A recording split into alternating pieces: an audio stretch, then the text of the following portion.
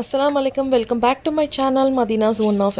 இன்றைக்கி நம்ம பார்க்க போகிறது என்னென்னா ஜீரக சம்பாவில் மட்டன் பிரியாணி தான்.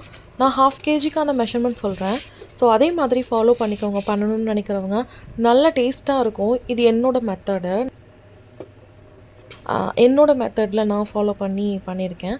ஸோ எனக்கு ரொம்ப பிடிக்கும். ஸோ உங்ககிட்ட அதை ஷேர் பண்ணலாம் அப்படின்றதுக்காக தான் நான் அதை வீடியோவாக எடுத்திருக்கேன். ஸோ 1/2 kg நான் வந்து ஜீரக சம்பா ரைஸ் எடுத்திருக்கேன்.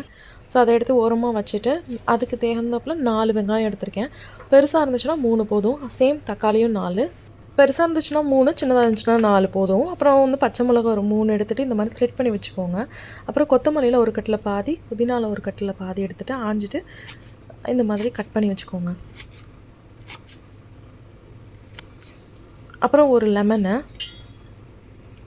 அதையும் கட் பண்ணி வச்சு இப்படி உருட்டிட்டு நம்ம கட் பண்ணோன்னா ஜூஸ் வரும். ஸோ வந்து நான் 1/2 kg எடுத்துருக்கனால இந்த ஸ்பூனை தான் மெஷர்மெண்ட்டாக நான் எடுத்திருக்கேன். இந்த ஸ்பூனில் 3 ஸ்பூன் வந்து இஞ்சி பூண்டு பேஸ்ட்டு. ஸோ இஞ்சி பூண்டு பேஸ்ட் அரைக்கணும் அப்படின்னா ரெண்டுமே ஈக்குவல் அமௌண்ட்டில் எடுத்துக்கோங்க. அப்போ 200 கிராம் இஞ்சினா பூண்டு ஒரு 200 கிராம். ஸோ அப்படி எடுத்து அரைச்சிக்கிட்டால் ஈஸியாக இருக்கும். ஸோ 50 to 60 கிராமுக்கு சின்ன வெங்காயம் எடுத்து நான் அரைச்சி வச்சுக்கிறேன். அப்புறம் 5 கிராம்பு, 5 ஏலக்காய், 2 வந்து பட்டை ஒரு விரல் சைஸுக்கு எடுத்து ஓரமாக வச்சுக்கிறேன். எல்லா இன்க்ரீடியன்ஸும் ரெடியாக இருக்குது. இப்போது ஒரு குக்கரில் வந்துட்டு கீயும் ஆயிலும் ஆட் பண்ணிக்கிறேன். இப்போ நான் உங்களுக்கு ஒரு சீக்ரெட் ஒன்று சொல்லட்டுமா? இப்போ இந்த கீயும் ஆயிலும் ஆட் பண்ணதுக்கப்புறம் கொஞ்சமாக தயிரும் உப்பும் ஆட் பண்ணிக்கிட்டோன்னா அதோட ஃப்ளேவரும் அரோமாவும் அவ்வளோ சூப்பராக இருக்கும். பிரியாணிக்கு அவ்வளோ என்ஹான்ஸ்டாக இருக்கும். கலரும் சூப்பராக இருக்கும். இது யாரும் சொல்லியிருப்பாங்களான்னு தெரியல.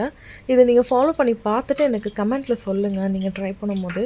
ஸோ அந்த பட்டை கிராம்பு இதெல்லாம் ஸ்பைசஸ்லாம் போட்டுட்டு பச்சை மிளகாவை போட்டுட்டு கொஞ்சம் வந்து வதங்கினதுக்கப்புறம் உடனே வெங்காயத்தை போட்டுடலாம்.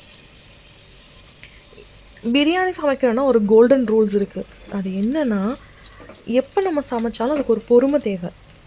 பொறுமையாக சமைச்சோம்னா நல்ல டேஸ்ட் வரும். ஸோ அவசரமாக இன்க்ரீடியன்ஸை போட்டு யூஸ் இல்லை. பொறுமையாக சமைச்சிக்கலாம். சரிங்க. வெங்காயம் வந்து இந்த மாதிரி நல்லா ப்ரௌன் ஆனதுக்கப்புறம் அரைச்சி வச்சு இந்த சின்ன வெங்காயம் போட்டுட்டு அதையும் வதக்கிட்டு பச்சை வாசம் போனதுக்கப்புறமா இஞ்சி பூண்டு பேஸ்ட்டு எடுத்து வச்சுருந்தோம் இல்லையா 3 ஸ்பூனு, அதையும் ஃபுல்லாக போட்டுடலாம். போட்டுட்டு நல்லா வதங்கட்டும். பச்சை வாசம் நல்லா போகணும். அப்புறமா ஒரு 1/4 டீஸ்பூன் வந்துட்டு பட்டை கிராம்பு தூள் அரைச்சி வச்சுருக்கிறது அதை கொஞ்சம் போட்டுட்டு அப்புறம் மிளகாத்தூள். ஸோ இதே மாதிரி எண்ணெயில் போடும்போது நல்ல கலரும் ஃப்ளேவரும் சூப்பராக கொடுக்கும். ஸோ இது லைட்டாக வதங்கினதுக்கப்புறமா கொத்தமல்லி புதினா நம்ம கட் பண்ணி வச்சுருக்கோம் இல்லையா அதை ஃபுல்லாக போட்டுடலாம். இது நல்லா சுருங்கி வரணும். அவசரப்பட்டு நம்ம அடுத்தடுத்த இன்க்ரீடியன்ட்ஸ் போட்டோம்னா அது டேஸ்ட் அவ்வளோக்கா வராது. ஸோ நம்ம பொறுமையாக நல்லா சுருங்குற அளவுக்கு வெயிட் பண்ணுவோம்.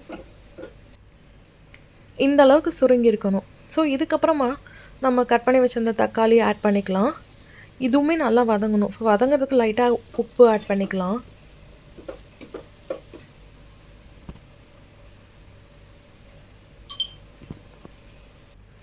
இந்த அளவுக்கு நல்லா வதங்கி நல்லா மசஞ்சு அப்படியே எண்ணெயெலாம் லைட்டாக பிரிஞ்சு வந்திருக்கு இல்லையா? ஸோ இந்த அளவுக்கு இருக்கணும். இந்த ஸ்டேஜில் வந்து நம்ம வந்து மட்டன் ஆட் பண்ணோம்னா மட்டன் நல்லா ஜூஸியாக இருக்கும், ட்ரை ஆகாது.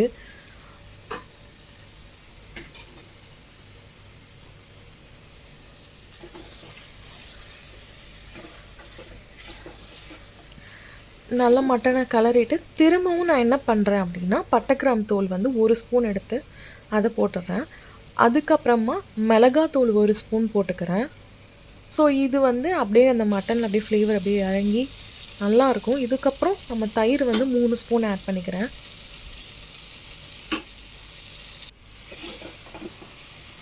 நல்லா கிளறி விட்டுக்கோங்க. அடி பிடிக்காமல் இருக்கணும். ஸோ கிளறி நல்லா விட்டுட்டு அதுக்கப்புறமா நமக்கு 2 கிளாஸ் அளவுக்கு நான் தண்ணி ஊற்றிக்கிறேன். ஆக்சுவலாக 1 கிளாஸ் எனாஃப் தான். ஆனால் எனக்கு கொஞ்சம் பயம் எதுனாலனா மட்டன் எதுவும் பிடிச்சிருமோ அப்படின்றனால. ஸோ 2 கிளாஸ் விட்டுட்டு விசில் விட்டுடுறேன்.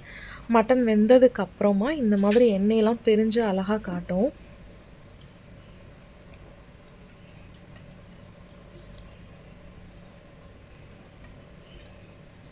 அதுக்கப்புறமா இது ஓரமாக இருக்கட்டும். இன்பிட்வீனில் நம்ம ரைஸை வந்து கழுவி அதுக்கப்புறமா ஊற வச்சிடலாம்.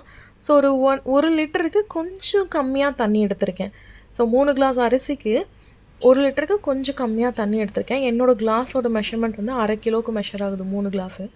ஸோ அது சூடாகட்டும். சூடு ஆனதுக்கப்புறம் ஒரு பாத்திரத்தில் மாற்றியாச்சு. மாற்றிட்டு அந்த சுடு தண்ணி அப்படியே ஊற்றியாச்சு. பச்சை தண்ணி ஊற்றுனீங்க அப்படின்னா அதோட டேஸ்ட் மாறிடும். பிரியாணியோட டேஸ்ட் மாறிடும். So mostly hot water use பண்ணுறது நல்லது. அதுக்கப்புறம் தேவையான உப்பு போட்டுக்கலாம். என்றைக்குமே நம்ம உப்பு டேஸ்ட் பண்ணும்போது ரொம்ப அதாவது ஓரளவுக்கு கக்கிற மாதிரி இருக்கணும். ரொம்ப கக்கிற மாதிரி இல்லை, ஓரளவுக்கு ஒரு கல் தூக்கலாக இருக்குன்னுவாங்கல்ல, அந்த மாதிரி இருக்கணும். ஸோ அந்த ஸ்டேஜில் நல்லா கொதிச்சதுக்கப்புறமா ரைஸை போட்டுட்டு, அதுக்கப்புறமா லாஸ்ட்டாக அதாவது தண்ணியும் ரைஸும் ஒன்றும் பாதியாக வரப்போ தான் நான் லெமன் ஆட் பண்ணுவேன். ஸோ அப்போ தான் நல்லாயிருக்கும்னு சொல்லிட்டு ஸோ ஒரு லெமன் ஆட் பண்ணியிருக்கேன். இப்படி ஒன்றும் பாதியும் தண்ணி வந்ததுக்கப்புறமா தம் விட ஆரம்பிச்சிடலாம். தம் நான் விட்டுருக்கேன் பார்த்தீங்களா, அந்த மெத்தடில் ஃபாலோ பண்ணுங்கள். கீழே தோசைக்கல் வச்சு மேலே சட்டி, அதுக்கு மேலே தண்ணி. இப்போ பாருங்களேன் எவ்வளோ அழகாக அப்படியே வெந்துருச்சு பாருங்களேன். நல்ல கலராக இருக்குல்ல, செம்மையாக இருந்தது. நல்ல கலர் வந்திருக்கு, ஒட்டாமல் வந்திருக்கு. இதுக்கு மேலே நம்ம ஓப்பன் பண்ணுறதுக்கு முன்னாடி, அதாவது அரிசி உடைக்கிறதுக்கு முன்னாடி நெய் போட்டு அப்ளை பண்ணிவிட்டு, நல்ல நெய்யை போட்டு அப்ளை பண்ணிவிட்டு அதுக்கப்புறமா நம்ம கிளறது நல்லாயிருக்கும்.